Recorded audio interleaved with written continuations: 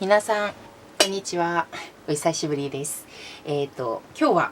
久しぶりに私が使っている自分手帳に関してちょっと話したいと思います。もう2018年も半分ぐらいも過ぎていってしまいました。でそれで自分手帳を今年のメインダイアリーとして使おうとしてた私なんですけど、それをどれぐらい私使いこなせてるのかっていうか、私はこの自分手帳をちゃんと使ってるのかっていうことを率直にちょっと言いたいと思います。皆さん、私の動画を見ている方はご存知の通りに、私は自分手帳に革製のカーバーをつけました。そして中にはライフノート本体、そして後ろにアイデアノートまで挟んでいる状態ではあるんですけど、実はライフノートの場合このようにほとんど使ってません。はい。なんで、これは、毎回買う必要なくって、このライフノートの場合は1回だけ書けば、多分99歳までに書けるようになっているので、これ以上買わなくていいような形になってます。結論から言うと、私は自分手帳もうちょっと、来年でも使う予定なので、これをちょっと、長期間的なプランナーとしてどう使えればいいのか今考えてちゃんと記録をしてみたいっていう気はあるんですけど、今年はあんまり活用してないですね。そしてアイデアノートの場合はそうですね、いろんなメモを取ってたりは付箋でしてるんですけど、一応いろんな打ち合わせとかメモを取ったりするのを、負担なく書いてます。で、これはリフィルも売ってるので、それは自分がフリーノートみたいな感じで使ってるんですね。で、一番今やっぱりメインで使ってるのはこの2018年の分の自分手帳使ってるんですけど、やはり私的には今2019年自分手帳使う予定ではあるので、この中身変えるか、もしかしたら本当にライフノート使わなかったらこれ取り出して、このアイデアノートと2種類だけで行くのかっていう感じで使うと思うんですね。11月から使い始めました。で、やっぱり前のライフノートみたいに前の結構いろいろ書くところはあんまり書いてません。はい。それはまだ全然活用してなくて、やっぱり実質的なところだけ使ってるんですけど、ここのヘビットトラッカーみたいなバレットジャーナルを結構使ってる方いらっしゃると思うんですけど、こういう風にいろいろやってみました。いろんな領域分けて、青とか緑とか赤とか、こういうふうに私生活、プライベートとか仕事とか、教会系とかいろいろ分けて、1月にはちゃんと使ったんですけど、その後もあんまり記録取ってないんですね。やっぱり私すごくめんどくさがり屋なので、こういうのをちゃんと取らないタイプかなっていう気がしてて、でもあんまりこういう記録取らないのも私だなっていう考えで、それでいいっていう感じでも使ってるんですけど、なので前の部分はあんまり全然記録取ってないんですね。やっぱり一番中心的に使ってるのはこのような月間の方と、後ろのこのような1週間ずつになってる日間のところをメインに使ってるんですけど、これだけで使えるのかなっていう気もします。そしてこれ月間の方は結構一番大事なプランナーっていう性格で使ってるので、やっぱりやってて、途中ではちょっとこういう部分が止まってるんですけど、やっぱり今は使い続けてますね。再開してて。一番ちょっと項目が多いところを見てみると、もともとはツーズリストになってるところなんですけど、私の場合は、こちらの方は、この6月のやらないといけないことをこうやって書いて使ってます。で、この1ヶ月間にやらないといけないっていうことを書いて、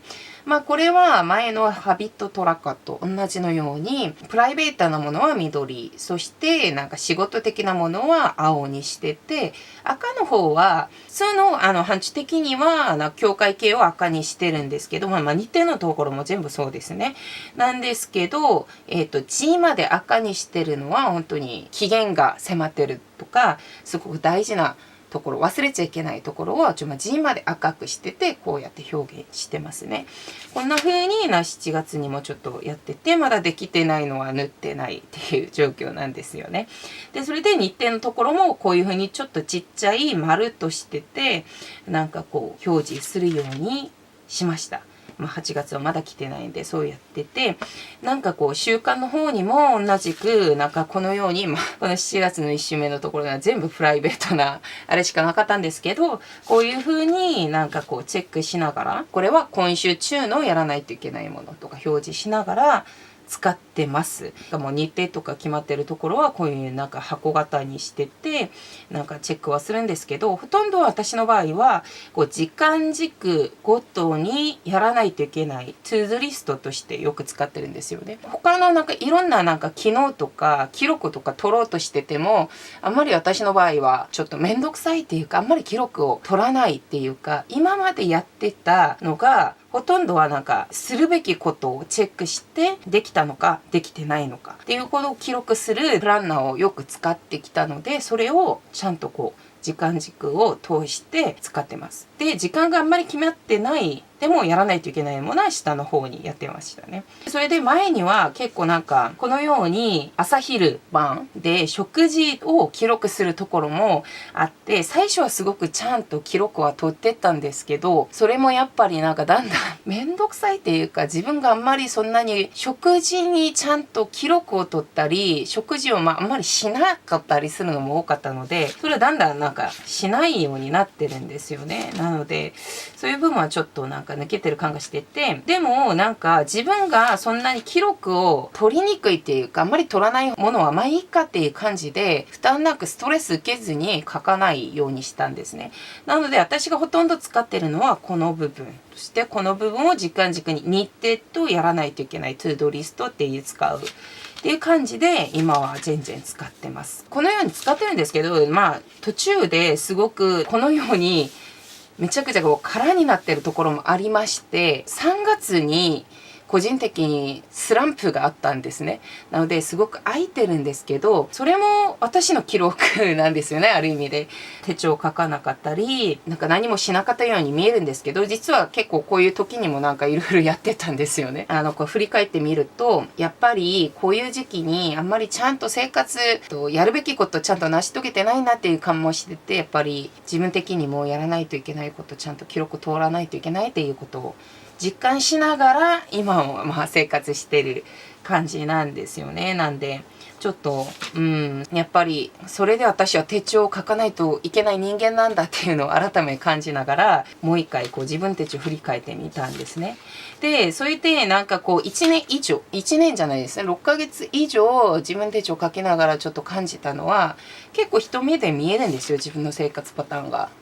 私って結局こうやって管理してあげないとちゃんと生活できないかもっていうことをすごく感じて、手帳の役割を改めてちょっと感じた実感でもあったんですね。なので皆さんは今6ヶ月以上経った時点で手帳の生活どうやって過ごしてるんでしょうか。私が6ヶ月間どれぐらいの生活をしてきたなっていうことをちょっと振り返ってみることができるので、